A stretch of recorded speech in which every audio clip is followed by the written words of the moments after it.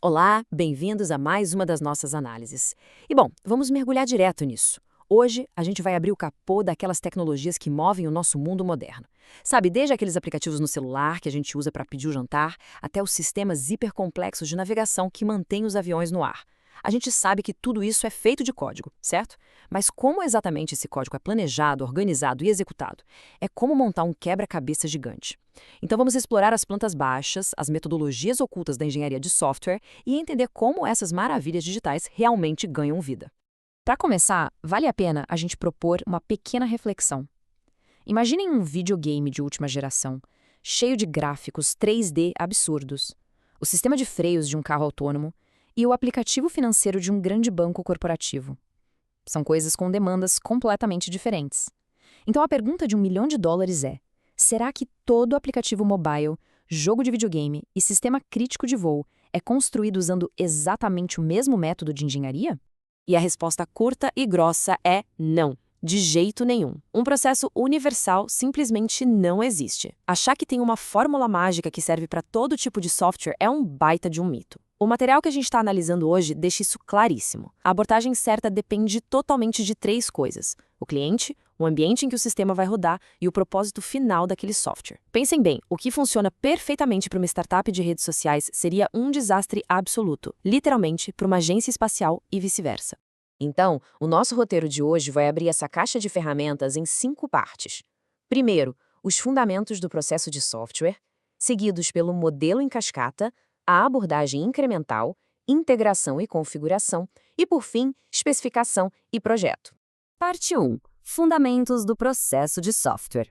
Bom, mesmo não existindo um processo universal, a gente tem algumas regras de ouro. São aquelas fundações inegociáveis que qualquer projeto precisa ter, que a gente divide em 4 atividades.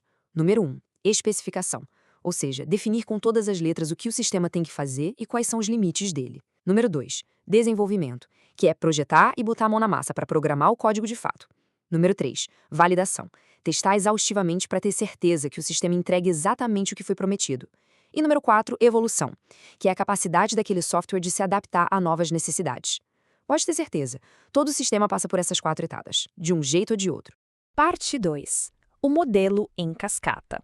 Publicada lá na década de 70, essa é a ferramenta mais antiga da nossa caixa. Ela tem raízes na engenharia de grandes sistemas militares e de hardware. É um modelo com um fluxo linear, bem rígido, caindo fase por fase, exatamente como uma cascata mesmo. O ciclo começa na definição de requisitos, aí desce para o projeto do sistema, passa para a implementação, integração e, finalmente, operação. A regra de ouro aqui é inquebrável, tá? Uma fase tem que ser 100% finalizada e documentada antes da gente sequer pensar em pular para a próxima. É tudo puramente guiado por um planejamento prévio.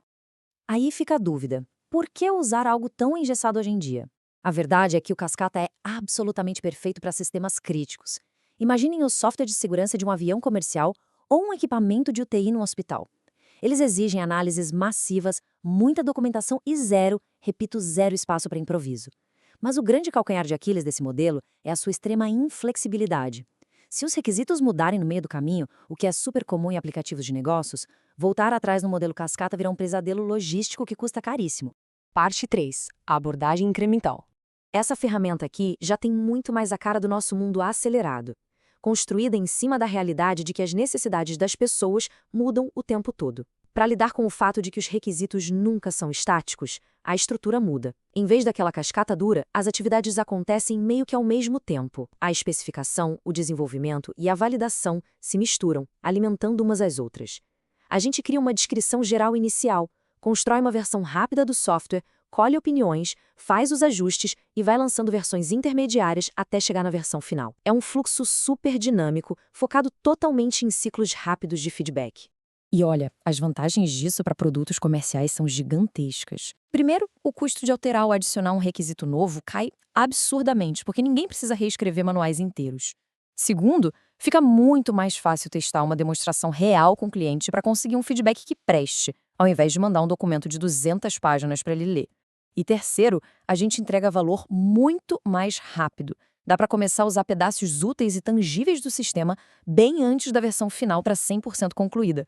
Mas claro, nem tudo é perfeito, né? Toda essa flexibilidade cobra um preço. O próprio material que a gente está analisando diz que a estrutura do sistema tende a se degradar à medida que novos incrementos são adicionados. É aquela coisa, ficar empilhando código novo em cima de código velho às pressas pode transformar a estrutura interna numa verdadeira bagunça. É por isso que as metodologias ágeis exigem que a equipe pause de vez em quando e faça uma refatoração do código. Na prática, é como se fosse dar uma baita faxina na casa para garantir que a fundação continue firme e forte. Parte 4. Integração e configuração. Trazendo a conversa para a realidade atual, é raríssimo alguém construir um sistema complexo inteiro a partir do zero absoluto. Sabe, reinventar a roda não faz o menor sentido prático nem financeiro. Hoje, a gente especifica os requisitos primários, mas em vez de sair programando cada botão e função do zero, a equipe praticamente vai às compras. A gente descobre e avalia componentes que já existem no mercado, tipo bibliotecas de código aberto ou serviços web inteiros já prontinhos. Aí o trabalho vira adaptar os requisitos ao que a gente encontrou. O papel do engenheiro moderno nesse cenário é muito menos sobre escrever linhas infinitas de código e muito mais sobre conectar e configurar perfeitamente as peças de um quebra-cabeça que já veio pré-fabricado. Parte 5. Especificação e projeto. Saindo um pouco daquela visão super ampla e indo para o dia a dia, a base de onde todo grande projeto nasce é a tal da engenharia de requisitos. Basicamente, é aquele processo essencial de pegar os desejos humanos, que muitas vezes são bem confusos, e traduzir isso em especificações técnicas precisas. É entender exatamente o que o sistema tem que fazer e quais as restrições operacionais antes de digitar a primeira linha de código. E por que isso é tão crucial? Porque um errinho bobo aqui no começo vai virar uma bola de neve assustadora depois. Consertar um mal-entendido no papel é fácil e barato. Agora, tentar consertar isso depois que milhares de linhas já foram escritas e integradas, aí sim vai custar uma verdadeira fortuna. E para garantir que essa fundação fique bem sólida, a gente segue 3 passos que se entrelaçam. Primeiro, elicitação e análise. A gente observa a rotina e entrevista usuários para descobrir o que eles precisam de fato no dia a dia, não só o que eles dizem que querem numa reunião. Segundo, especificação. A gente pega toda essa investigação e transforma em documentos formais e claros, com os requisitos para o usuário final e os detalhes mega técnicos para os desenvolvedores. E terceiro, validação. Tudo é cuidadosamente revisado mais uma vez para garantir que o plano é realista, totalmente consistente e que nenhuma informação vital ficou para trás. Com requisitos sólidos na mão, a gente avança para o design, para a estrutura do software em si.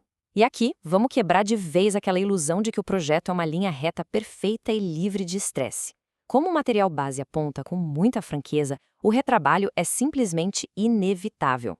O design novo vai trombar o tempo todo com bancos de dados antigos, sistemas operacionais diferentes e plataformas legadas. Chega informação nova, aparecem problemas técnicos que ninguém previu e a equipe de engenharia tem que voltar e repensar a arquitetura. É um processo incrivelmente criativo, super complexo e às vezes um pouco caótico, mas sempre guiado pela necessidade racional de resolver um problema real. Conclusão: escolhendo a ferramenta certa. Chegando ao fim dessa nossa exploração, fica extremamente claro que não existe um método de desenvolvimento que seja perfeito no vácuo, não é mesmo? A verdadeira genialidade na engenharia de software não está em aplicar fanaticamente a mesma fórmula ágil ou preditiva para qualquer situação. Na verdade, está em olhar de forma inteligente para aquela caixa de ferramentas, analisar os riscos do ambiente e escolher a abordagem correta. Seja a precisão cirúrgica e segura do modelo em cascata, a velocidade de adaptação do incremental ou o pragmatismo da integração e reuso. Espero que essa análise traga uma nova percepção sobre esse mundo invisível que governa toda a nossa tecnologia. Da próxima vez que o aplicativo atualizar sozinho no fundo do celular trazendo funções novas, ou quando um voo comercial pousar em total segurança, pensem só por um breve segundo qual processo sistemático, qual decisão meticulosa e qual modelo orquestraram o código que tornou aquele momento perfeitamente possível e seguro. É, sem dúvida, um pensamento fascinante. Muito obrigado por acompanharem a nossa análise, continuem curiosos e até a próxima.